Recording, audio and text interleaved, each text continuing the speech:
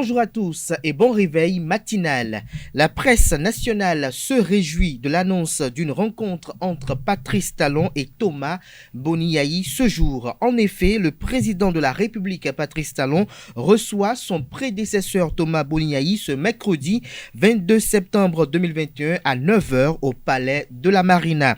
Dans un tout autre registre, les confrères nous informent ce matin que le projet de réforme structurelle du secteur de la décentralisation a été exposé au maire hier mardi au Palais des Congrès de Cotonou en présence des préfets des 12 départements et du chef de l'État et chef du gouvernement, le président de la République, Patrice Talon. Ces deux actualités seront au cœur de la causerie matinale du jour et comme invité ce matin, je reçois pour vous, pour le débat, Habib Arandessi qui sera face à Dieudonné Katakula. Mais avant de les retrouver, il urge de savoir que l'affaire 39 hectares dans la commune d'Abomey-Calavi a connu de grandes avancées hier avec la Cour de répression des infractions économiques et du terrorisme Criette qui a rendu son verdict.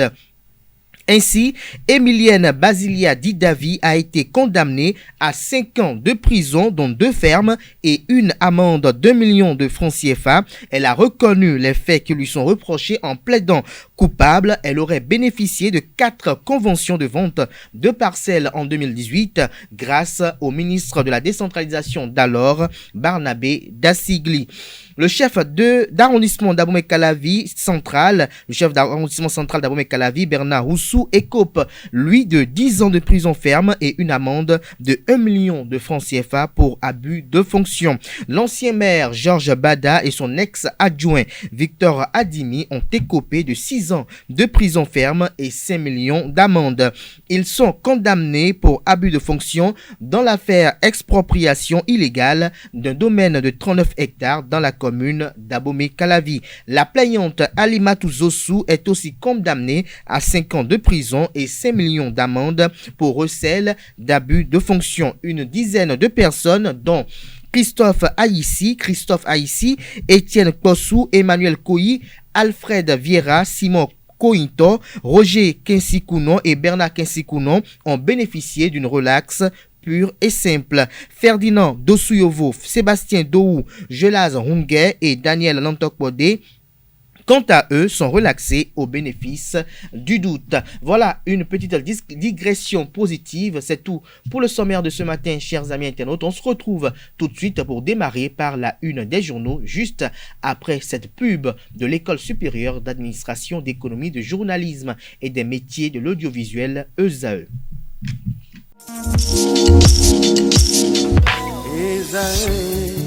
Étudiantes, étudiants, parents d'élèves, nouveaux bacheliers, vous recherchez une école adéquate de formation professionnelle et pratique pour vos études supérieures? Une seule référence, ESAE. ESAE vous offre des demi-bourses et réductions dans toutes ces filières.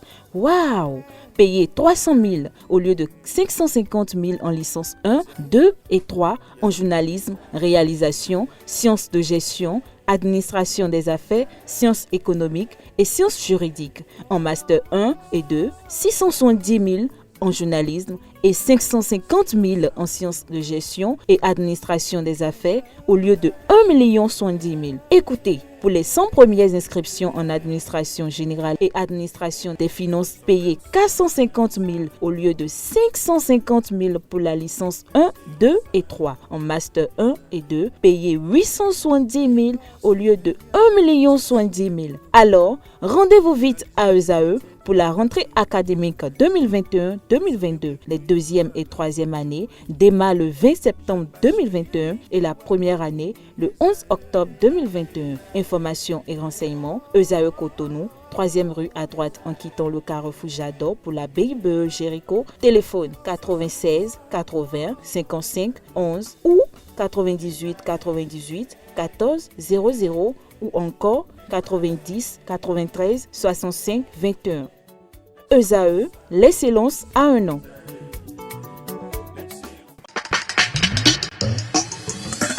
Bonjour à nouveau, chers amis internautes. Le Béninois libéré titre en manchette ce matin, rencontre de paix.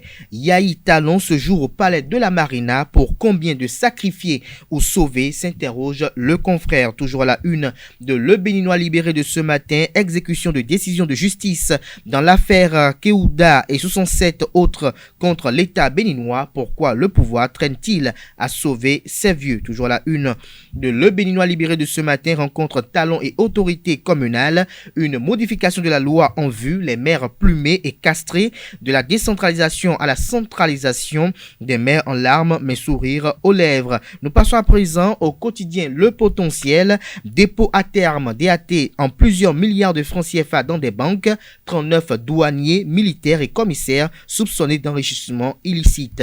Des précisions à la page 3 de la parution de ce matin de Le Potentiel. Toujours à la une du quotidien Le Potentiel de ce matin, rencontre entre le chef de l'État et les maires, une nouvelle ère pour la décentralisation. Nous passons à présent au quotidien béninois La Guérite, mais avant de découvrir un autre titre à la une de Le Potentiel de ce matin, affaire 39 hectares, 5 ans de prison ferme pour Georges Bada, son adjoint et la plaignante. La Guérite titre à la une ce matin, réforme du secteur de la décentralisation. Les acteurs donnent carte blanche à Patrice Talon, Abeo, Falola, Wanvoegbe et Adamazé Souglo, apprécient des précisions à la page 4 de la page de ce matin de La Guérite. Le Soleil Bénin Info nous titre ce matin en manchette décentralisation au Bénin. Pourquoi cette nouvelle réforme est une bonne nouvelle? Le profond diagnostic du secrétaire général de la présidence de la République, Pascal Irénée Koupaki, lequel diagnostic vous est relayé à la page 8 de la parution de ce matin du Canard. Nous passons à présent au quotidien Nasiara qui titre ce matin manchette scandale à l'université d'Abomey-Calavi, le professeur hygien Faustin Kakaï dans le viseur des experts du CAMES. Nous restons toujours là, une du quotidien Nasiara de ce matin, affaire 39 hectares à la Cour de répression des infractions économiques et du terrorisme Criette, sous convocation après sa crise d'évanouissement d'Assigli Détal. Nous passons à présent à Nord-Sud quotidien. Palais de la Marina, tête à tête, Yahi Talon ce jour. Nous passons à présent au quotidien Matin Libre qui nous titre en manchette ce mercredi. Patrice Talon et Thomas Boniaï échangent ce jour pour un gentleman agreement, une première depuis plus de 5 ans entre les deux hommes d'État. La situation des exilés et prisonniers politiques sur tapis. L'ex-président reçoit l'aval de Soglo. Toujours à la une de Matin Libre de ce matin, indemnisation sur les chantiers de Ganri et route des pêches, ce qui est reproché au gouvernement et à découvrir à la page 2 de la page de ce matin du quotidien Matin Libre. L'économiste nous titre en manchette ce matin, 125e conseil d'administration de la Banque Ouest-Africaine de développement BOAD, 20 milliards de francs CFA pour améliorer l'agroalimentaire au Bénin. Libération titre ce matin à la une, réforme structurelle au Bénin, importante rencontre entre Patrice Talon et les députés. Demain, toujours la une de Libération de ce matin, réflexion sur le développement à la base, de courageuses réformes pour redorer le blason des communes. Le patrimoine, titre la une ce matin, réforme en vue dans le secteur de la décentralisation, les maires bientôt sans pouvoir. Le développeur Patrice Talon veut rattraper le retard constaté dans les communes. Nous passons à présent au quotidien La Loupe qui fait un zoom sur la réorganisation du secteur de la décentralisation au Bénin, les grandes mutations de la réforme structurelle. Le Canard note 5 points comme suit: objectifs et principes directeurs de la réforme, nouvelle catégorisation des communes, nouvelle prérogative du maire et du chef d'arrondissement. Le fonds d'investissement communal remplace le FADEC, un poste de secrétaire exécutif de la commune créé. Des précisions dans les colonnes de la page de ce matin du Canard. Le routier à la une ce matin, rencontre annoncée ce jour à la présidence de la République. Talon Yahi veulent-ils fumer le calumet de la paix, s'interroge le confrère qui nous informe en troisième de titre à la une ce matin. Affaire 39 hectares à Abomey-Calavi, le procureur demande la levée de l'immunité de l'ancien ministre Barnabé Dassigli, le CIA de Godomé Léon Pobli, condamné à 5 ans de prison en fuite. Nous passons à présent à Info Matin, nouvelle ère de décentralisation au Bénin, de nouveaux statuts pour une nouvelle dynamique. Abomey-Calavi, désormais commune à statut particulier. Nous restons toujours à la une du quotidien Info Matin de ce matin, dossier 39 hectares, Bada, Adimi et Oussou crucifiés. Dassigli attendu à la haute cour de justice. Nous passons à présent au quotidien Le Télégramme. Présidence de la République, face à face Patrice Talon, Thomas Boniaï, ce jour à la Marina. Des précisions à la page 5 de la page ce matin du Canard. Affaire 39 hectares dans la commune d'Abomey-Calavi. 6 ans de prison ferme pour l'ancien maire Georges Bada. 5 ans de prison ferme pour Dame Corinto, la plaignante, vers la levée de l'immunité de l'ancien ministre Barnabé Dassigli. Nous passons à présent au quotidien Le Matinal. Audience à la présidence de la République ce jour. Talon Yahi, enfin la paix, s'interroge le confrère ce matin. Réforme structurelle de la gestion des collectivités territoriales. Une nouvelle ère s'ouvre pour la décentralisation. L'intégralité du projet présenté au maire. Des élus apprécient l'initiative. Franck Kinivo, cette réforme vient corriger les faiblesses toujours déplorées. La Nation à la une ce matin, aux nouvelles de la décentralisation au Bénin. Les grands axes de la réforme vous sont présentés aux pages 2 et 3. Toujours la une de la Nation de ce matin. Révision du pacte additionnel sur la démocratie. Les experts de la CEDEAO s'alignent sur la position du Bénin. Nous passons à présent au quotidien d'Abarou, mais avant nos titres à la une du quotidien de service public. Affaire bradage de 39 hectares à Abomey-Calavi. Georges Bada et 13 autres condamnés. 15 personnes relaxées. Des précisions sur le verdict de la Cour de répression des infractions économiques et du terrorisme criette à la page 5 de la page de ce matin du quotidien de service public.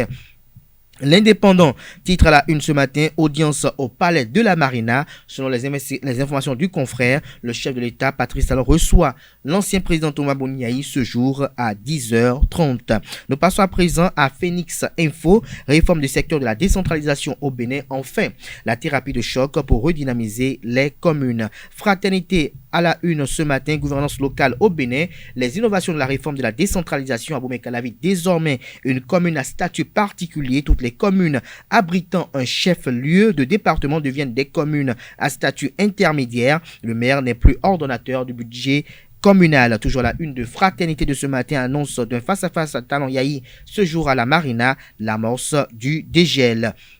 Nous passons à présent au quotidien Le Grand Regard. De l'aéroport de Tourou à celui de Glojigbe, Talon induit dans la même erreur que Yahi. Nous passons à présent à Le Meilleur, probable apaisement de la tension sociopolitique au Bénin. Patrice Talon et Boniaï en tête à tête ce jour. Toujours à la une de Le Meilleur de ce matin, décentralisation au Bénin. Le nouveau mode de gestion des maires vous est présenté aux pages 4, 5 et 6 de la page de ce matin du Canard. Les 4 vérités à la une ce matin, agression d'un conducteur de véhicule à Alègue-l'État dans la commune d'Abomey-Calavi. Le ministre Séverin Quenom invité à prendre ses responsabilités. Nord Bénin à la une ce matin, réforme en matière de décentralisation et de la gouvernance locale, une véritable métamorphose en téléchargement. La primauté à la une ce matin, nouvelle réforme de l'administration à la base, les maires dépouillés de plusieurs prérogatives. Le chasseur info à présent, inondation dans le département du Mono, des écoles de 3 communes restées fermées. Nous restons à la une de Le Chasseur info pour boucler ce matin. Présentation du projet de réforme structurelle du secteur de la décentralisation aux 77 maires du Bénin. Patrice Talon ouvre une nouvelle ère aux communes. Le maire Angelo Arwandino remporte le trophée de statut particulier pour la commune d'Abomey-Calavi. Ce sera tout pour la présentation de quelques titres parus ce jour dans la presse nationale. Les quotidiens sont disponibles dans les kiosques au prix de 300 francs CFA. Ils sont également accessibles en ligne pour ceux d'entre eux disposant d'un site internet. Nous passons à présent au bulletin matinal d'information de ce matin qui vous est présenté par Atifa Olafa. Bonjour à toutes et à tous. Le chef de l'État Patrice Talon reçoit au palais de la présidence Thomas Boniaï ce mercredi 22 septembre 2021. Rien n'a encore filtré sur le sujet de la rencontre. Lors de sa tournée de pré-campagne, Patrice Talon a fait part de sa volonté de se réconcilier avec son prédécesseur. Rappelons que la dernière rencontre entre les deux personnalités pour une réconciliation date du 18 avril 2016 à Abidjan. Le rôle de la communauté économique des États de l'Afrique de l'Ouest CEDEAO dans l'accompagnement du processus électoral était au centre des discussions d'un atelier de 3 jours initié par la CEDEAO s'est tenu à Cotonou. C'est en vue d'améliorer ses prestations en matière de suivi du processus électoral dans les États membres que ces travaux ont été initiés. Pour certains participants, les résultats de cette session d'évaluation, de réflexion et d'analyse prospective sur le rôle des équipes de base dans les missions électorales, le long terme en Afrique de l'Ouest seront déterminants pour l'avenir de l'intervention de la CEDEAO dans les processus électoraux nationaux de notre sous-région. Ces ateliers ont pris fin ce mardi 21 septembre 2021 à l'hôtel du Lac de Cotonou. Je vous invite à suivre au micro d'Abdelkader Achiro, Sangaré Fatoumata, experte de la CEDEAO, qui a donné lecture des 11 grandes résolutions issues de ces assises. Voici d'abord les 6 premières résolutions. À la fin de l'atelier, les participants ont reconnu, en point 1, que la cession au pouvoir par le biais d'élections libres, équitables et transparentes dans certains États membres de la CEDEAO est menacée et a entraîné la prise de pouvoir par des moyens anticonstitutionnels. En point 2, le rétrécissement de l'espace démocratique et la restriction croissante des libertés civiles, de même que l'érosion des principes démocratiques dans certains États membres de la CEDEAO, sont un fait et qu'il est urgent de remédier à la situation. En point 3, que la capacité des États membres de la CEDEAO à organiser et à conduire des élections est affectée négativement par la pandémie de Covid-19. 4. Qu'au sein de l'espace CEDEAO, de nombreux enseignements ont été tirés dans le domaine des élections depuis le premier déploiement d'une équipe cadre en mars 2018. 5. Que le recours continu à l'état de droit pour l'arbitrage électoral dans de nombreux États membres doit être promu et renforcé. 6. Que la CEDEAO joue un rôle moteur dans le développement des processus normatifs d'observation des élections dans la région. 7. L'importance et la valeur ajoutée de l'approche équipe-cadre dans la méthodologie d'observation des élections de la CEDEAO qui a été adoptée en 2018 par la Commission de la CEDEAO, conformément aux normes internationales et aux meilleures pratiques contenues dans la Déclaration de principes de 2005 pour l'observation internationale des élections. En noté, en point 1, le déploiement de l'équipe cadre et des missions à long et à court terme dans 6 États membres entre 2018 et 2021, Sierra Leone en mars 2018, Mali, juillet 2018, Nigeria, février 2019, Burkina Faso, novembre 2020, Niger, décembre 2020 et Bénin, avril 2021, ainsi que des missions d'observation électorale à long terme au Sénégal, février 2019, Guinée-Bissau, novembre 2019, Togo, février 2020, Guinée, octobre 2020 et Côte d'Ivoire, octobre 2020 et finir avec le Ghana en décembre 2020. 2. La confiance inspirée par la présence d'une équipe cadre à un stade précoce, puis des observateurs à long terme arrivant dans les délais et leur interaction avec les parties prenantes électorales, partis politiques, OGE, OSC, agences de sécurité, institutions étatiques et médias à l'approche des élections. 3. L'impact du travail de l'équipe cadre et des OLT dès la période préélectorale sur les préparatifs des élections dans les pays hôtes et sur la prise de décision au sein de la commission de la CEDEAO en ce qui concerne l'appui électoral, la lettre précoce, l'atténuation des conflits, la médiation et les bons offices. En point 4, la contribution du travail de l'équipe cadre et de la mission d'observation à long terme dans la préparation des élections dans le pays d'accueil et la mise à disposition des informations nécessaires aux chefs de mission et au leadership de la mission d'observation électorale de la CEDEAO. 5.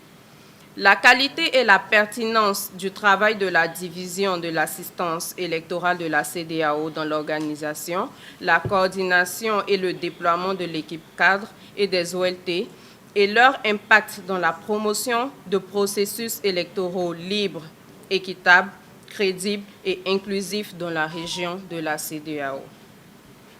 6. La qualité des efforts de l'Agence allemande pour la coopération internationale GIZ visant à soutenir le déploiement de l'équipe cadre de la CEDEAO pour l'observation des élections sur une plus longue période dans les États membres dans les règles de l'art. Restons avec Sangaré Fatoumata qui donne lecture des 5 autres grandes résolutions issues de ces assises. Elle s'exprime toujours au micro d'Abdelkader Achirou. 7. La détermination de la Commission de la CEDEAO et des États membres pour l'organisation d'élections, malgré les nombreux défis politiques, sécuritaires et économiques, et dans le contexte de la pandémie de COVID-19 et le renforcement de l'engagement pour les principes démocratiques. Des classes qui suivent. 1. L'urgence de renforcer les dispositions du protocole de la CEDEAO de 2001 sur la démocratie et la bonne gouvernance sur la base des recommandations de l'exercice de révision de 2014 et des réalités changeantes afin de renforcer la démocratie, la paix et la sécurité dans la région de la CEDEAO. 2.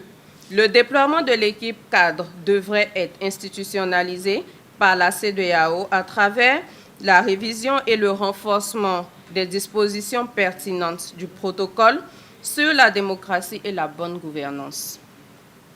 3. Les équipes cadres devraient être déployées pour une durée minimale de 45 jours, 30 jours avant et 15 jours après une élection. Et les missions à long terme pour une durée minimale de 30 jours, 20 jours avant et 10 jours après les élections, en tenant compte de la possibilité de report des élections durant le temps de déploiement. Les OLT devraient être déployées au moins 3 semaines avant et 1 semaine après le scrutin.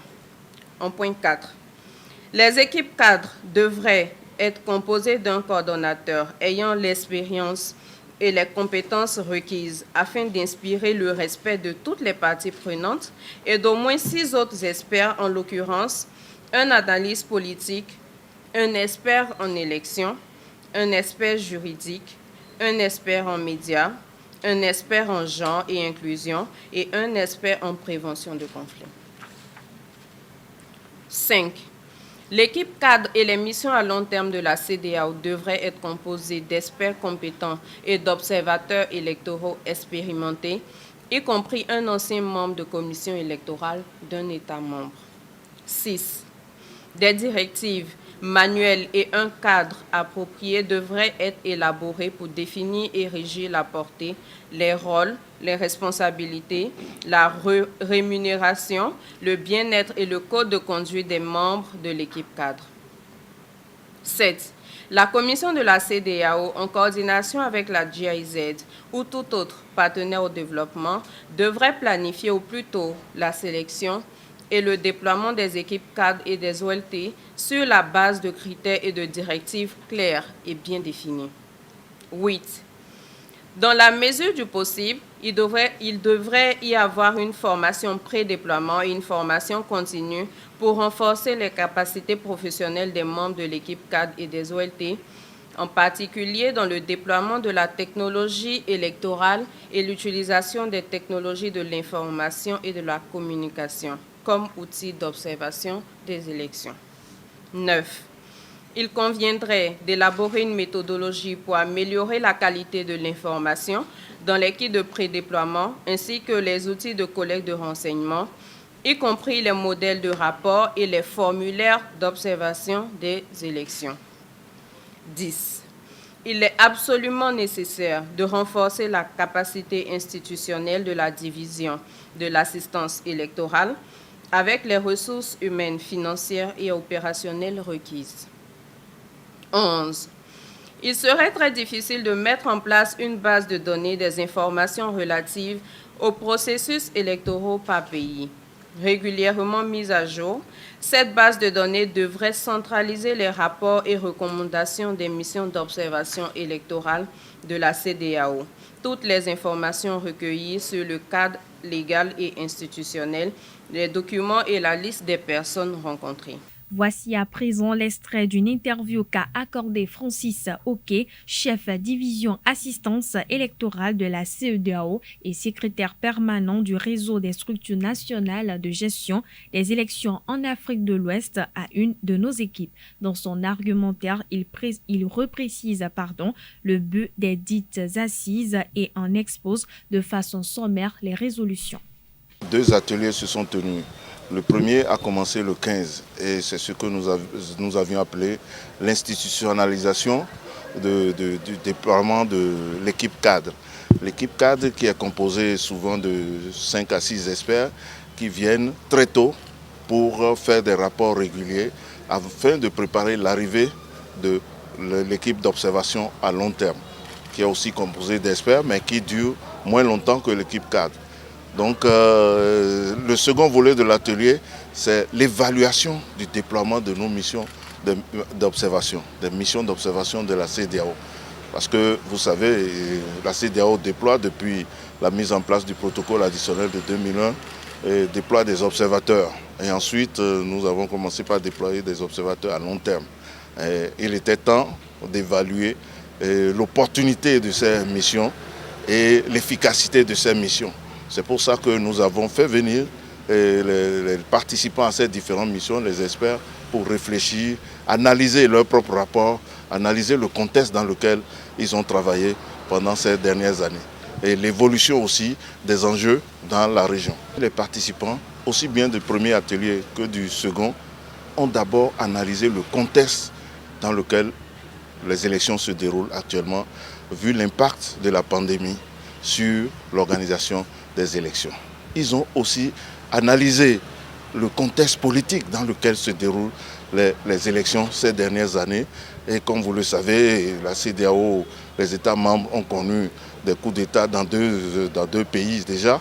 Donc, ils ont réfléchi sur les conditions de gouvernance dans la région. Et après avoir analysé l'environnement, dans cette analyse de l'environnement, ils ont aussi relevé le coût des élections, qui est très élevé de nos jours pour nos États. Donc la réflexion a été aussi faite sur comment essayer de réduire ces coûts. Après avoir, ça c'est les grands points de l'environnement, maintenant ils ont fait des recommandations par rapport à la composition des missions à long terme, à la durée des missions à long terme et à l'utilisation des rapports de ces missions. Parce que dans ces missions, il y a beaucoup de recommandations, mais la plupart du temps, les populations, même les acteurs, ne sont pas au courant des rapports et des recommandations de la CEDEAO. Donc, les participants ont discuté et ont estimé qu'il faudrait que ces rapports soient de plus en plus mis à la disposition des acteurs politiques pour que s'il y a des améliorations, qu'on puisse les mettre en jeu. Et ils ont aussi discuté de la durée de ces missions. Et les missions, dans leur durée, les durées sont de plus en plus réduites. Alors, les participants, les experts se sont inquiétés sur cette durée-là. Ils ont estimé que pour une mission à long terme, il faut au minimum 30 jours pour qu'on parle de mission à long terme. Et pour les missions à court terme, je veux parler de l'équipe cadre, c'est de 45 à 60 jours. Et là, ça permet aux experts de suivre tout le cycle électoral et de pouvoir faire les recommandations. Parce que si la CEDEAO déploie l'équipe cadre et la mission à long terme, c'est pour faire l'alerte dans le processus électoral aux autorités. Parce que dans le processus, les défis que les processus ont dans nos États, ces missions font l'alerte et ainsi le président de la commission de la CEDEAO peut prendre les dispositions à temps pour aider le pays ou même il peut avertir le chef de mission pour qu'à son arrivée, il puisse attaquer les défis du processus en même temps dès son arrivée. Donc, si ces équipes n'arrivent pas à temps, ce serait difficile de faire ce travail. Ensuite, les participants ont aussi analysé les conditions de travail de la division assistance électorale Et ils ont estimé que la division assistance électorale doit être renforcée en personnel et en moyens pour pouvoir faire face aux défis électoraux de notre région. Voilà quelques grandes lignes des recommandations qu'ils ont faites et ils ont demandé qu'on renforce aussi le dispositif du protocole additionnel. Vous savez, le gouvernement béninois a fait une proposition de révision du protocole. Et je pense que les participants ont été bien inspirés.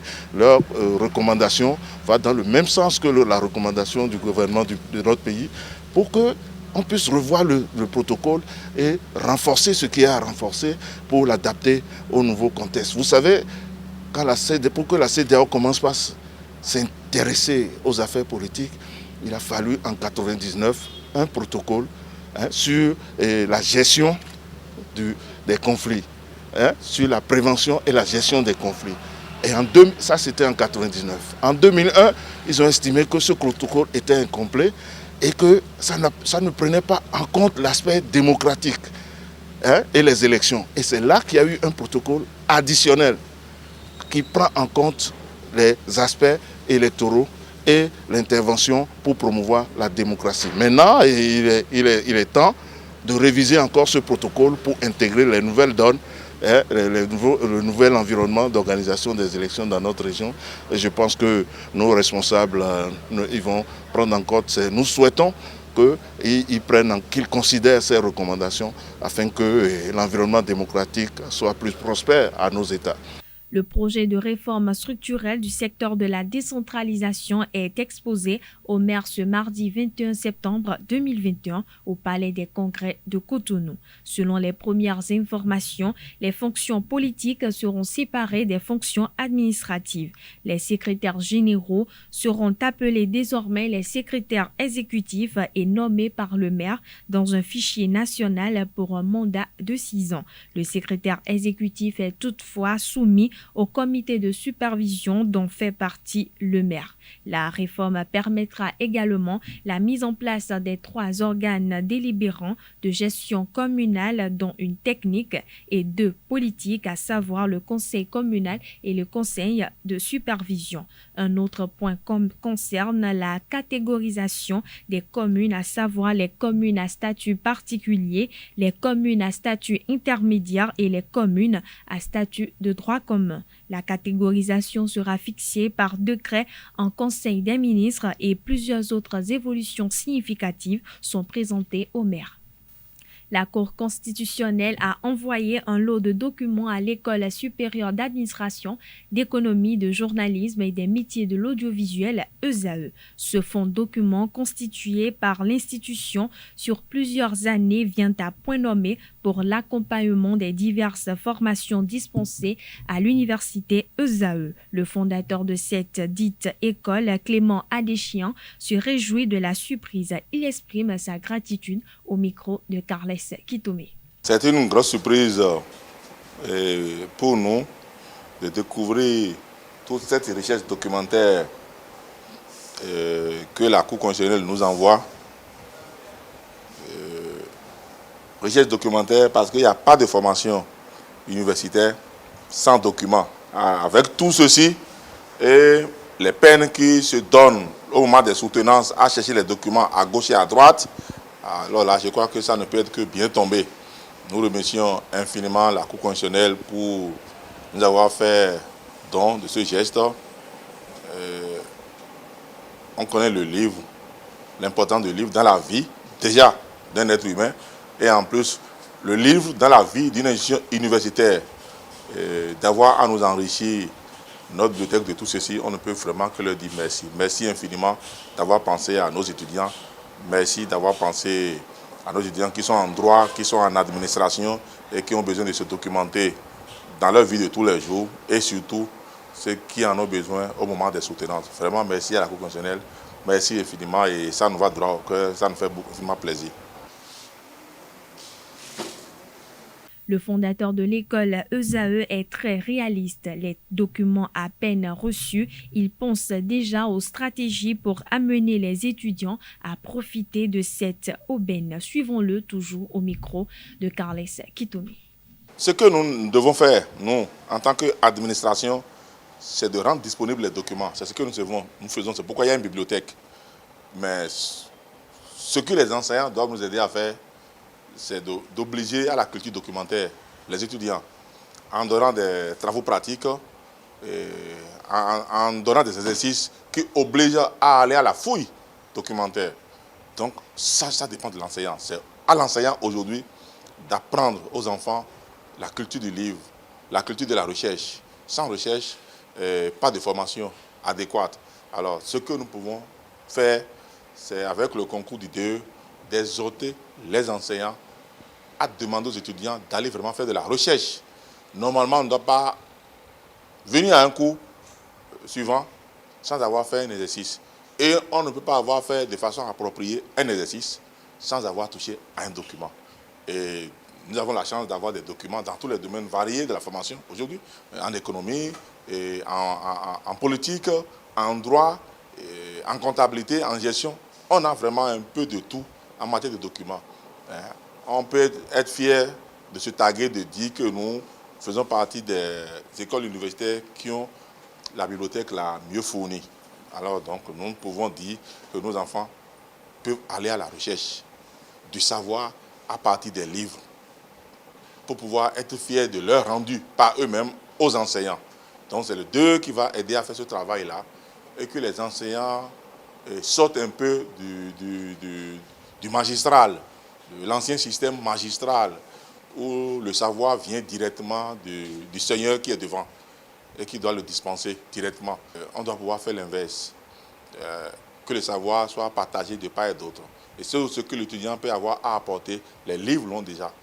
Et les étudiants iront aller chercher dans les livres pour animer le rendez-vous du donner et du recevoir entre enseignants et étudiants. Et c'est ça qui fait grandir l'étudiant, c'est ça qui fait grandir l'apprenant, c'est ça qui amène l'apprenant au sommet de l'art que nous lui inculquons chaque fois. Je crois que nous allons essayer de le faire davantage du mieux que nous avons. Maintenant que nous avons encore des documents spécialisés, des documents de droit public, c'est formidable. Parlons sport à présent. Pascal Ochon, un jeune bosseur professionnel, met en œuvre depuis des mois un projet d'incursion socio-professionnelle de jeunes béninois et de la sous-région ouest africaine par la pratique d'un sport de combat et la boxe, en l'occurrence. Dénommé One Love Success, le programme est mis en œuvre à Cotonou et à Parakou. Dans une interview accordée à Setondelarios Adjagbenon, Pascal Ochon nous en dit davantage. L'idée dès le départ, c'était d'abord d'avoir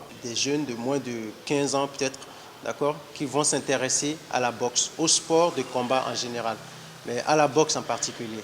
Vous voyez. Et ces jeunes-là, on voulait un peu les encadrer dans le sport et en même temps ne pas les déscolariser.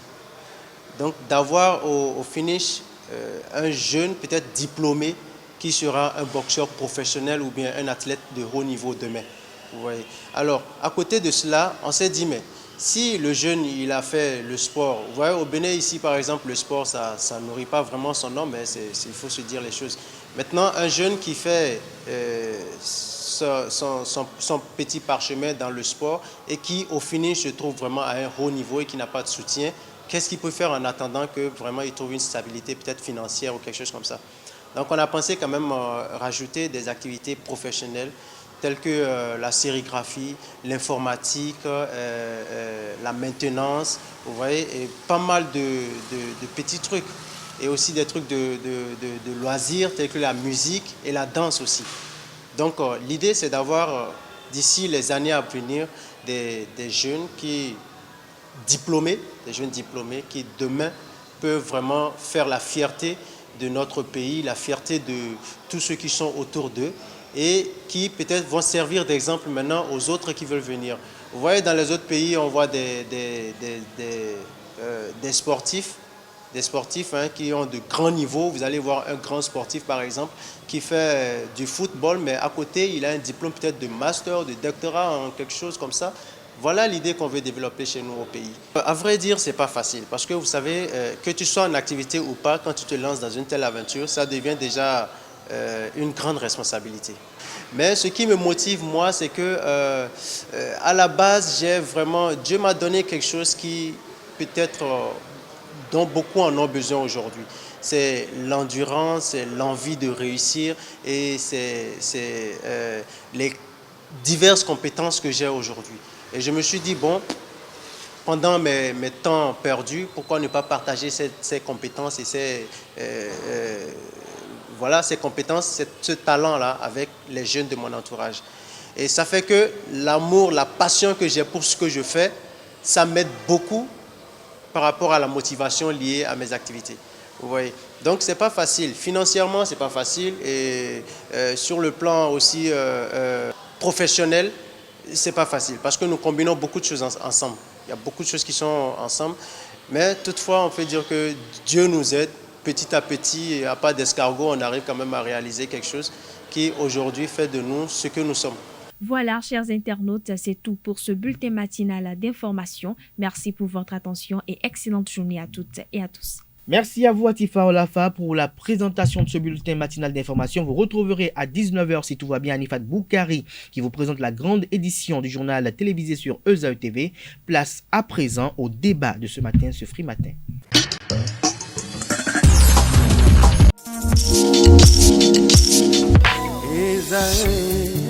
Étudiantes, étudiants, parents d'élèves, nouveaux bacheliers, vous recherchez une école adéquate de formation professionnelle et pratique pour vos études supérieures? Une seule référence, ESAE. ESAE vous offre des demi-bourses et réductions dans toutes ces filières. Waouh! Payez 300 000 au lieu de 550 000 en licence 1, 2 et 3 en journalisme, réalisation, sciences de gestion, administration des affaires, sciences économiques et sciences juridiques. En master 1 et 2, 670 000 en journalisme et 550 000 en sciences de gestion et administration des affaires au lieu de 1 070 000. Écoutez, pour les 100 premières inscriptions en administration générale et administration des finances, payez 450 000 au lieu de 550 000 pour la licence 1, 2 et 3. En master 1 et 2, payez 870 000 au lieu de 1 070 000. Alors, rendez-vous vite à ESAE pour la rentrée académique 2021-2022. Les deuxième et troisième années démarrent le 20 septembre 2021 et la première année le 11 octobre 2021. Informations et renseignements, ESAE Cotonou, 3e rue à droite en quittant le carrefour Jadot pour la BIBE Jéricho. Téléphone 96 80 55 11 ou 98 98 14 00 ou encore 90 93 65 21. ESAE, l'excellence à un an.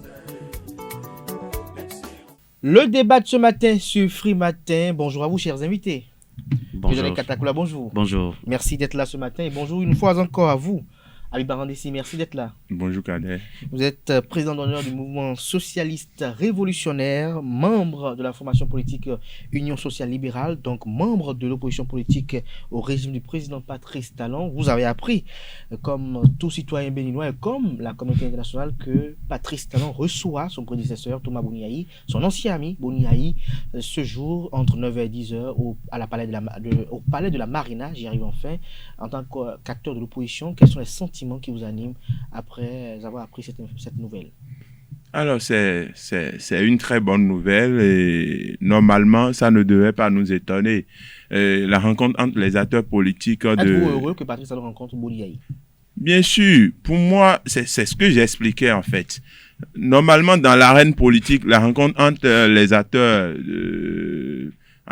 politiques de l'arène de tous bords, de l'arène politique de tous bords, devait être quelque chose d'ordinaire. C'est parce que nous avons affaire à un régime qui a détruit presque tous les rapports. La rencontre entre Kérékou et le président Boniaï n'avait pas fait tellement de tâches dures, n'avait pas fait tellement de débats. La rencontre entre Boniaï et le président Mathieu Kérékou et le président Nicéphore Dieudonné Sogo dans ce pays, c'est passé comme un fait normal. C'est parce que depuis 2016, les rapports entre les anciens présidents et le président Talon ont été détruits par ce qu'ils ont appelé des réformes. pas, des élections exclusives et autres. Donc, si aujourd'hui le président Patrice Talon décide de discuter avec son prédécesseur, ancien président Boni Yayi, je pense que c'est un effort à encourager, pourvu que cette rencontre soit sincère et que de cette rencontre sortent de meilleures résolutions afin qu'on aille à une décrispation du contexte politique. Le menu de cette rencontre, je reviens dans un instant, mais Dieudonné Katakula, dites-nous, lorsque vous avez appris en tant qu'analyste politique que Patrice Talon reçoit Boni Yayi, quels ont été les sentiments qui vous ont animé? Est-ce que, selon vous, cette rencontre augure de lendemain meilleur en vue d'une bonne décrispation de la tension sociopolitique au Bénin? Bon, déjà, j'ai été surpris. Je ne peux pas dire que je m'attends à une pareille nouvelle en ce moment précis parce que les enjeux du moment ne sont plus opportuns pour parler de dialogue ou autre. Parce que nous venons de sortir de l'élection présidentielle et le gouvernement est en train de se mettre en place. Il prépare son second programme d'action de gouvernement qui sera lancé et autres. Et donc, moi, je me disais que le gouvernement va s'installer totalement, déployer la seconde phase de son programme d'action avant de commencer à penser au dialogue politique et à tout ce qui suit. Donc, c'est pour ça que j'ai dit que je suis surpris. Mais agréablement surpris aussi parce que, voyez-vous, Boni Yayi et Patrice Talon, c'est deux hommes dont les relations ont cristallisé l'attention ces 10 dernières années dans le pays. Et leur relation aussi, c'est ça qui a rimé, j'allais dire, la vie politique ou la vie sociale du pays de ces 10 dernières années.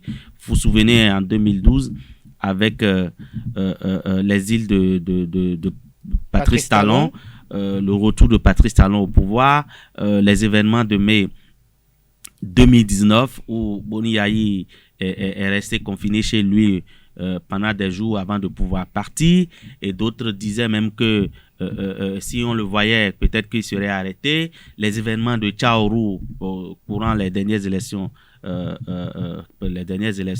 donc tout cela faisait que il y a une tension qui couvre, qui est là. Les gens n'attendent que les échéances pour encore dégainer. Et donc, c'est pour cela que je dis, je suis agréablement surpris parce que cette rencontre peut-être participe de la décrispation de l'ambiance, même si du tête-à-tête d'aujourd'hui, il n'y aura pas grande résolution. Pour vous, il n'y aura pas grande résolution? Non, parce que la classe politique ne se résume pas simplement à Boni Yayi et à Patrice Talon, même si même si c'est les deux qui sont les têtes de pont des deux. Les leads quand même. Ils ont le lead, ils sont les têtes de pont de ces deux camps strictement opposés aujourd'hui. Leur rencontre permet de décrisper l'ambiance, permet d'envisager un possible dialogue et envisager des discussions futures avec toute la classe politique. Mais ce n'est pas de cette rencontre que c'est pas au cours de cette rencontre que tous les problèmes pourront être débattus, que tous les problèmes pourront être réglés ou autres. Je crois que peut-être cette rencontre ne fait que lancer peut-être une série de rencontres à venir et qui pourront peut-être à terme participer d'une refonte des tests qui peut-être pose problème, d'une nouvelle manière de diriger, mais qui ne doit pas concourir à une compromission au point où on va encore faire des reculs quant au mode de gouvernance. Quand il dit le mode de gouvernance, un certain nombre de choses se fait aujourd'hui par rapport à une rigueur dans la gestion, par rapport au recrutement, par rapport au comportement du citoyen et des fonctionnaires. Je crois qu'on ne doit pas avoir des compromissions au niveau de ces choses-là. Alors, Patrice Talon qui reçoit Boni Yayi aujourd'hui, on a vu Patrice Talon recevoir d'autres acteurs qui étaient en opposition avec lui par le passé. On a vu la suite. Boni Yayi qui va le rencontrer aujourd'hui, qui accepte de le rencontrer aujourd'hui. C'est vrai que par le passé, l'ancien président des Dieudonné Sogola avait accepté également d'aller rencontrer Patrice Talon. Alors, à quoi devons-nous nous attendre? Vous, en tant qu'acteur de l'opposition, qu'est-ce que vous attendez? Est-ce que vous attendez à ce que Rekia Madoukou, Joël Aïvo recouvre la liberté? Est-ce que vous attendez par exemple le retour de votre leader Sébastien Jamla-Javon? Alors j'ai dit, on a fait ce débat sur ce même plateau où j'ai dit le réel problème entre l'opposition et et le régime en place, ce n'est pas des problèmes de personnes. Je l'ai toujours dit, l'opposition ne se résume pas au président Boni Yayi, comme l'a dit mon grand frère Katakula tout à l'heure. Mais on peut espérer de cette rencontre comme je rejoins toujours monsieur Katakula pour dire, on peut attendre de cette rencontre d'autres séries de rencontres. Sinon, la rencontre de la classe politique, de toute la classe politique et de l'opposition et de la mouvance, afin que ce qui réellement crée problème, ce qui constitue les achoppements entre les deux bords politiques puisse être réglé. Et surtout les tests, je l'ai dit, dans ce pays, ce n'est pas des individus, c'est des tests. Même si Yayi et Talon se comprennent entre les quatre murs de la marina ou bien du palais, tant que les tests qui créent de frustration, tant que les tests qui nous ont conduit à des élections contestées, des élections exclusives, ne seront pas revus, afin que tout le monde soit désormais impliqué, nous allons toujours assister à chaque veille d'élection, à chaque élection et au lendemain de chaque élection à des affrontements. Parce que aucun citoyen ne peut se laisser se marcher dessus. Si j'ai le droit de participer à une élection, je ne peux pas accepter qu'on mette dans les tests des éléments pour m'empêcher. Et là, je dois réagir, c'est mon plein droit de réagir. Donc, voilà. Donc, de cette élection, de cette rencontre du moins, j'espère qu'il y aura une grande rencontre, une rencontre élargie avec tous les autres acteurs, ceux qui sont en prison. Et c'est les préalables que j'avais défini pour un vrai dialogue. Il faut que les opposants qui sont en prison aujourd'hui, Joël Aïvor, Ricard Madougou, Nadine Okoumansou, Thibaut Ogou et autres, tous ceux-là, qu'on puisse les faire sortir. Le président de la République a ce pouvoir. Et que ceux qui sont en exil leur reviennent pour qu'on puisse s'asseoir autour d'une même table en tant que fils de la même patrie ou bien du même pays pour redéfinir les bases. Cela ne va pas empêcher le président de la République de continuer à faire sa gestion.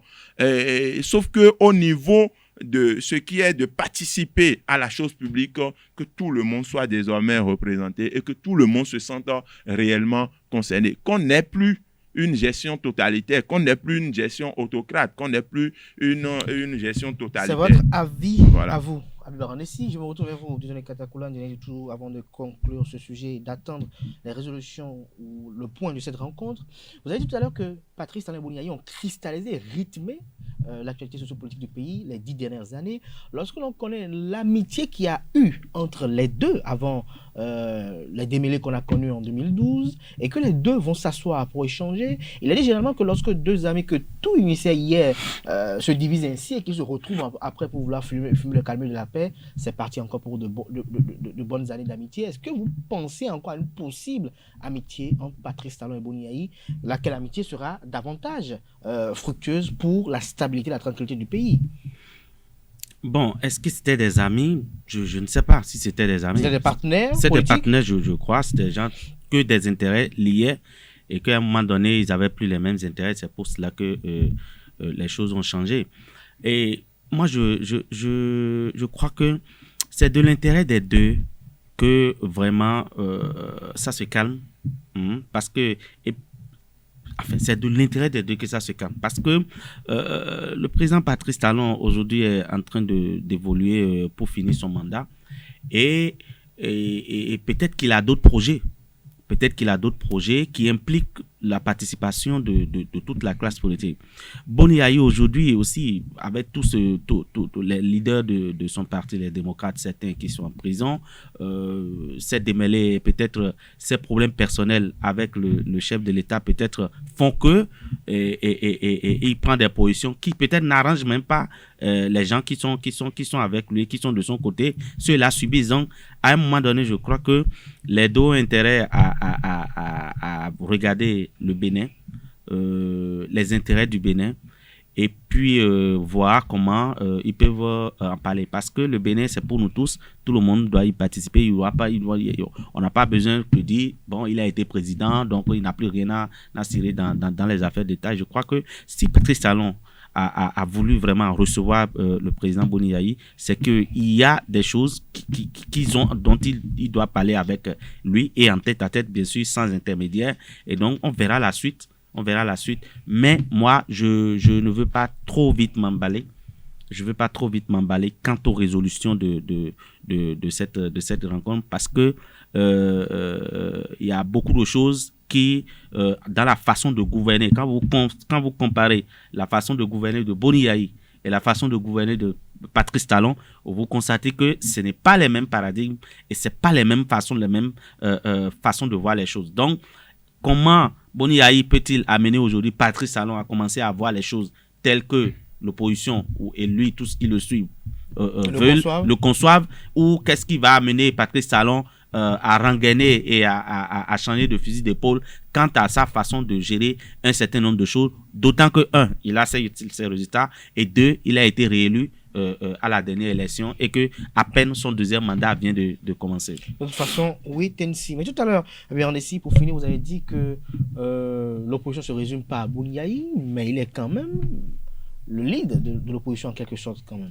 Oui, vous êtes d'accord avec moi que même si Talon et Boni-Yayi se retrouvaient entre quatre murs et se comprenaient et s'embrassaient, cela ne règle pas le problème de l'opposition. Vous êtes d'accord avec moi? Parce que je n'ai pas le même problème. Mais une partie de l'opposition quand même, tout au moins, une grande partie. Même pas. Boni-Yayi, c'est CBE, c'est des ministres. Je suis sûr que derrière lui, Boni-Yayi quand même a de la troupe derrière lui. Écoutez, oui.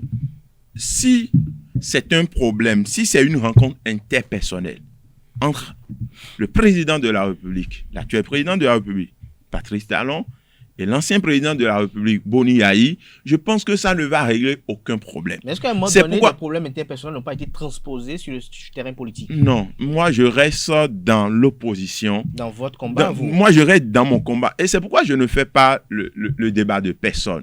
J'ai toujours dit, moi je n'ai aucun problème interpersonnel avec qui que ce soit. Et je prends le président Boni-Yayi en tant qu'acteur de l'opposition comme quelqu'un qui ne fait pas un combat de personne contre le président Patrice Talon. Et quand je l'ai suivi plusieurs fois, et c'est d'ailleurs pourquoi je le prends comme allié de l'opposition, quand je l'ai suivi plusieurs fois, je pense que nous condamnons les mêmes faits, les tests. Nous condamnons les mêmes faits, les conditions pour aller aux élections.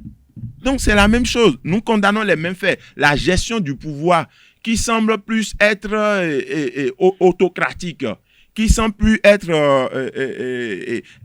exclusive. Merci à vous. Donc, j'espère que au-delà de leurs problèmes, au-delà de leurs relations interpersonnelles, nous aurons au moins une rencontre avec toute la classe politique. Nous allons voir la suite, ce que ça va donner à la fin de cette rencontre.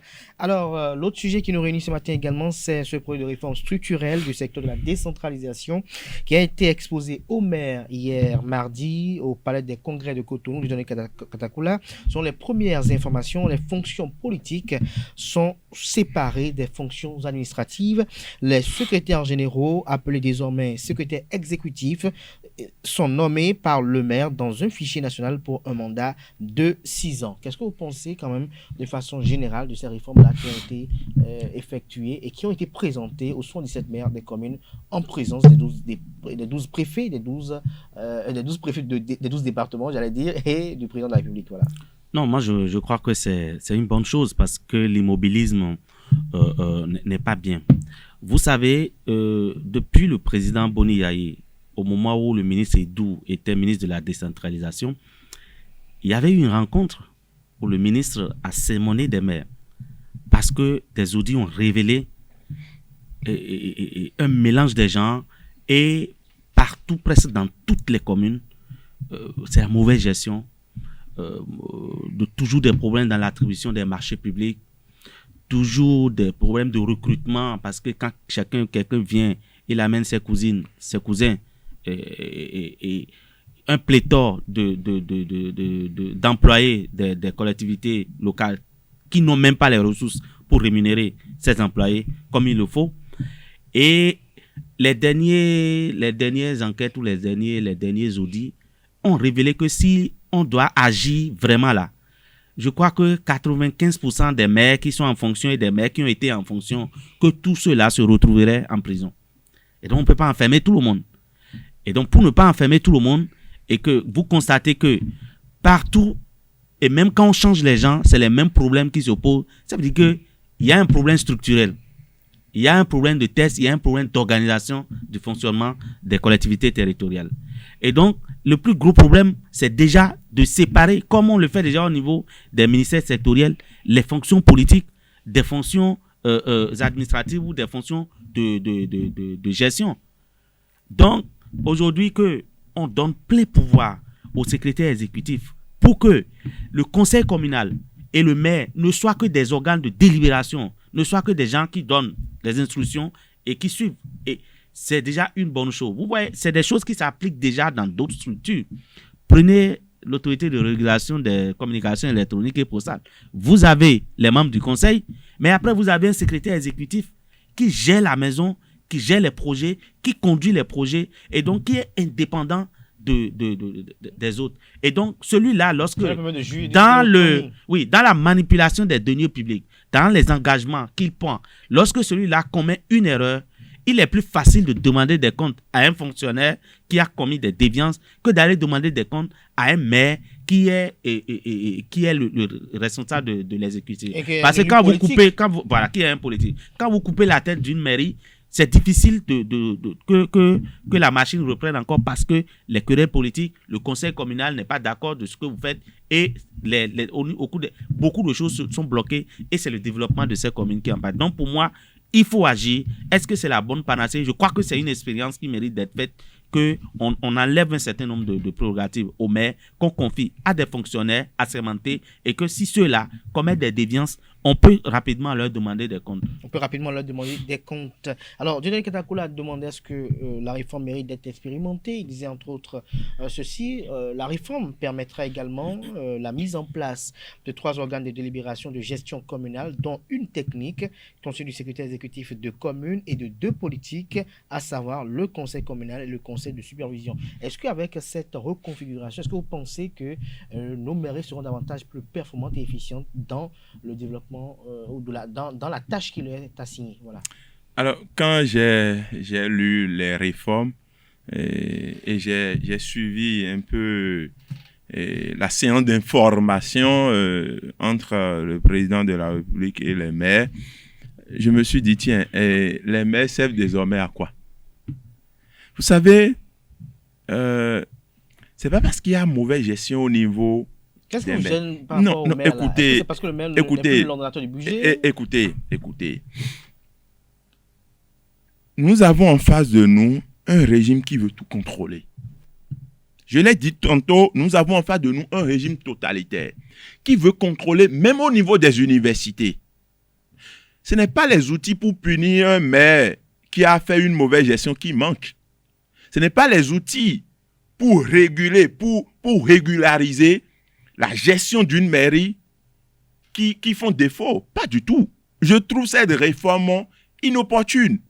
Et derrière cette réforme se cache une volonté manifeste de contrôler les mairies, surtout les finances des mairies. Est-ce que vous étiez en phase avec la façon dont nos mairies étaient gérées, avec tout ce que nous avons appris à la suite d'audits, des primes par-ci par-là, des bradats? Hier, par exemple, on a vu le verdict à la Criette au niveau de la fête 39 hectares. On voyait un peu comment les affaires domaniales étaient foison. Est-ce que, selon vous, la façon dont les mairies étaient gérées était bonne? Est-ce que, selon vous, le fait que dans un conseil communal, on a généralement un maire qui est conseiller élu comme les autres conseillers, mais qui se retrouve tout puissant que tout le monde, au point de narguer même ces autres conseillers qui sont élus tout comme lui, est-ce que cette façon de faire était la bonne, selon vous, était commode à vos convictions?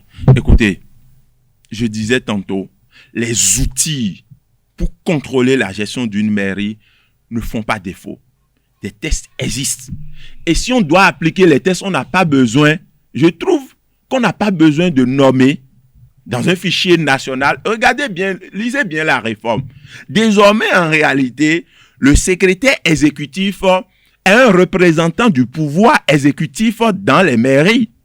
Autrement dit, le maire ne sert plus à rien. c'est l'exécutif, c'est-à-dire le pouvoir, c'est-à-dire M. Patrice Talon, qui contrôle désormais. Mais écoutez. Parce que ça n'est pas éternel, il a dit. Et allez écrire ça quelque part. Les réformes du président Patrice Talon partiront avec le président Patrice Talon. Puisque ces réformes, en réalité, ont pour mesure la personne du président de la République. Vous allez remarquer qu'il n'y a pas trop de débat autour. C'est comme 2 personnes, 3 personnes on réfléchit, on dit, bon, désormais, c'est comme ça, nos mairies seront gérées. Et puis, on vient, on informe les maires pour dire, désormais, là, vous ne serez plus ordonnateur du budget communal, c'est désormais un secrétaire exécutif. Vous avez vu un travail préliminaire, vous avez vu la réaction des maires, c'est pour vous dire quoi? Désormais, le président, toujours dans son élan de contrôler, de tout contrôler, comme ce qui se fait à l'université. Avant de revenir à Dieudonné Katakoula, je vais vous poser une question. Est-ce que vous avez suivi même l'ancien président Thomas Boni Yayi par rapport à la gestion de nos communes, notamment les fonds FADEC? On a écouté l'ancien président Thomas Boni Yayi par rapport à cela. On a vu des maires également, même anciens maires, qui ont appelé à cette réforme-là. Et vous estimez que... Écoutez... c'est juste pour contrôler. Écoutez, vous ne me laissez pas aller au bout de mes idées et il semble qu'on ne se comprenne pas. J'ai dit, je ne suis pas d'accord avec la gestion qui est faite de nos communes. La belle preuve. Écoutez-moi. J'ai été dans un combat entre 2013 et 2014, 2015, contre l'ancien maire de la commune de Ouidah, si vous avez souvenance, par rapport à la mauvaise gestion qui est faite de la commune de Ouidah, ma commune. Et j'ai dit, nous avons lu les textes qui régissent nos communes. Et vous savez, quand un maire montre d'une mauvaise gestion, il y a les textes pour l'interpeller. C'est-à-dire, les tests existent. Si on doit appliquer les tests, il y aura pas. Écoutez, les tests sont politiques. Non. Nous avons vu dans ce pays. Nous avons vu dans ce pays des maires qu'on a. Comment vous avez. Ils ont utilisé. Qu'on a révoqué. Ça veut dire que des tests existent. Donc, on n'a pas en réalité. C'est sous Patrice Talon qu'on les révoque. Écoutez, on n'a pas. Ça veut dire que les tests existent. Si le président de la République veut réellement contrôler les mairies, c'est-à-dire contrôler les mairies au profit du peuple, il suffit de mettre en application de façon rigoureuse les tests qui existent. Ce n'est pas de nommer un secrétaire exécutif qui désormais les maires sont devenus observateurs. Et c'est normal. Vous savez pourquoi c'est normal? Quand j'ai suivi la séance, j'ai vu qu'il n'y a même pas quelqu'un pour dire, écoutez, voilà ce que moi je pense. Personne. Ils sont venus, les enfants sont là, le père informe que désormais, là, c'est comme ça la maison sera gérée. Du moment où ces maires ne viennent pas en réalité d'une vraie élection, c'est comme ça va se passer. Vous avez suivi l'argumentaire de Barandessi qui estime que c'est pas une réforme judicieuse, que c'est une réforme qui vise quand même, selon lui, à renforcer le contrôle du pouvoir exécutif dans la gestion des communes. Parce que lui, il parle de Patrice Talon. Non, vous voyez, nous ne voilons pas la face. Ne nous voilons pas la face. La façon de fonctionner des conseils communaux ou des municipalités, tous les statuts, les villages statuts particuliers, ça ne marche pas et ce n'est pas bon. Donc, à un moment donné, et nous sommes tous d'accord. À un moment donné, il faut réagir et il faut faire quelque chose. Chacun a sa conception des choses. Je vous ai dit tout à l'heure que face à ce qui se passait, si on doit punir réellement, chaque fois, on doit conduire les gens en prison. Vous ne pouvez pas toujours enfermer les gens qui ont géré. Pas tout le monde ne peut pas être accusé de mauvaise gestion sur toute la ligne. Ça veut dire qu'il y a un problème de fonctionnement. Il y a un problème des tests. Et même aujourd'hui, les secrétaires généraux des ministères, des communes, les secrétaires généraux des communes étaient nommés par les maires. Donc aujourd'hui, on ne tenait même pas aux maires de nommer les secrétaires généraux qui sont devenus les secrétaires exécutifs. Mais on dit, le maire ne peut plus aller amener son cousin parce que son cousin a une licence ou un master quelque part. Le maire ne peut plus aller chercher n'importe qui pour venir nommer secrétaire ou bien secrétaire général qui est devenu secrétaire exécutif. On fait un répertoire de gens qui peuvent occuper la fonction au plan national et vous choisissez parmi ceux-là. Vous faites même tirage au sort. Ça veut dire qu'on ne vous impose personne. Aujourd'hui, au niveau de l'administration publique, la séparation des fonctions, ça marche. Au niveau, on a fait la réforme par exemple au niveau des DAF. Il y avait les DRFM, les DRH. Il y a eu fusion, c'est devenu DAF. Il y a une liste d'aptitudes. Et si vous avez les potentialités, vous déposez vos données, vous faites le concours et vous êtes dans le fichier. Lorsqu'un maire a envie de nommer quelqu'un, il a la latitude de choisir parmi les 4 qui sont référencés et non d'aller amener des gens dont on ne connaît pas les compétences ou on met n'importe qui et après on se retrouve face à des déficits. Donc, aujourd'hui aussi, au niveau des conseils communaux, de l'administration des communes, dont le secrétaire exécutif est le patron, il y a un problème, un déficit de cadre, il y a un certain nombre de choses qui poussent à la mauvaise gestion et à la mauvaise manipulation des deniers publics. Ce qui fait que les financiers, tout qui sont là, parfois, il y en a beaucoup qui viennent de l'administration centrale, qui les appuient. Et c'est du devoir de l'État de s'assurer que les collectivités territoriales, les finances et les ressources des collectivités territoriales sont bien gérées et que ça concourt au bien-être des populations. Il y a des communes qui n'arrivent même pas à produire des ressources, à collecter les ressources locales.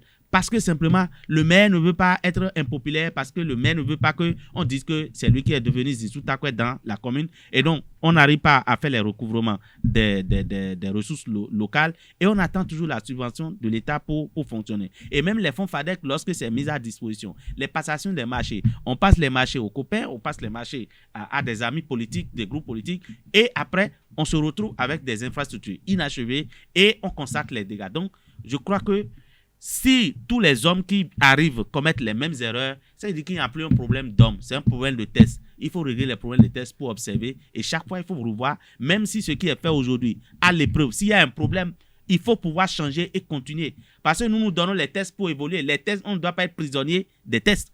Nous ne devons pas être prisonniers des tests. Si vous et nous, on s'est convenu de faire l'émission dans certaines conditions et qu'à un moment donné, on voit que ces conditions ne nous permettent plus d'être à 100% productifs, on s'assoit et on revoit la façon de faire. Et donc, même au plus haut niveau de l'État aussi, c'est de cette façon qu'on doit voir les choses. Merci à vous, Dieudonné Katakula. Merci également à vous, Habib Arandessi. Le temps qui nous est imparti est arrivé à échéance. Je sais que Habib aurait bien voulu quand même placer un mot. Bon. Merci à vous. Nous allons nous retrouver incessamment, Habib Arandessi. Merci à vous, chers invités. Et merci à vous également, chers internautes. Nous allons installer à présent dans Srini Fatoumé qui vous présente les prévisions des astres pour ce mercredi.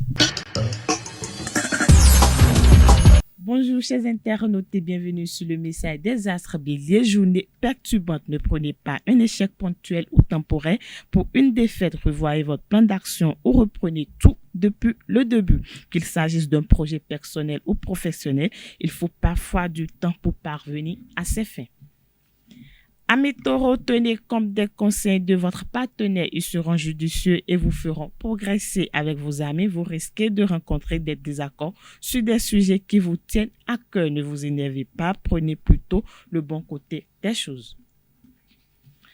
Gémeaux, journée d'intense activité. Des circonstances favorables vous permettront de consolider votre position professionnelle. Mais attention à ne pas rater la cloche. Vous pourrez penser à tort qu'une telle situation est trop facilitée et vous aurez tendance à prendre les choses avec trop d'insouciance. Cher Cancer, si vous êtes seul, les astres vous seront favorables. En couple, la communication sera plus facile et plus spontanée. Vous n'aurez pas de secret pour votre moitié. Amis Lions, prenez un peu de recul. Cela vous permettra de préparer vos démarches, vos rendez-vous. Pour être réellement efficace, vous devrez garder votre sang-froid et vous organiser. Cette journée ne sera pas facile à vivre, mais au moins vous n'aurez pas de problème financier. Vierge, journée plutôt passable. Soyez un peu plus gentil et compréhensif ou attention aux réactions de votre entourage. Vous devrez apprendre à ménager la chèvre et le chou. Natifs du signe Balance, bonne résistance dans l'ensemble des prises de contact vont ouvrir de nouvelles perspectives d'avenir. Prenez des renseignements, un voyage ou un lien avec l'étranger pourrait vous apporter son lot de bonnes surprises. Scorpion, vos rêves pourront devenir réalité. Donnez-vous les moyens, laissez votre spontanéité s'exprimer. Vous serez gagnant si vous ne vous voilez pas la face. Toutefois, restez objectif dans vos jugements. Chers amis Sagittaires, vous savez ce que vous voulez, vous saurez destin, être au bon endroit, au bon moment, écoutez votre voix intérieure, attaquez-vous aux rivalités sans attendre. Capricorne, journée assez passable, vous serez prêt à faire des concessions dans votre vie de couple, vous serez à l'écoute de votre partenaire et vous ferez tout pour que votre situation amoureuse s'améliore. Avant-dernier signe du zodiaque, amis Verseau, rien ne vous oblige à suivre la routine habituelle. Méfiez-vous des décisions rapides. Sur le plan financier, vous pourrez être déçus par les résultats. Dernier signe du zodiaque Poisson, pour finir, charmante journée en perspective. Une belle période sentimentale s'annonce pour vous. Les relations amoureuses seront épanouissantes. Vous vivrez au rythme de vos envies et elles seront partagées par votre partenaire. Ce sera tout, amis internautes, pour les prévisions astrologiques de ce mercredi matin. Merci de nous avoir suivis et à demain. À toutes et à tous, ainsi prend fin Free Matin de ce matin. Merci pour l'attention, portez-vous bien et excellente journée de travail en compagnie de nos programmes télé sur ESAE TV.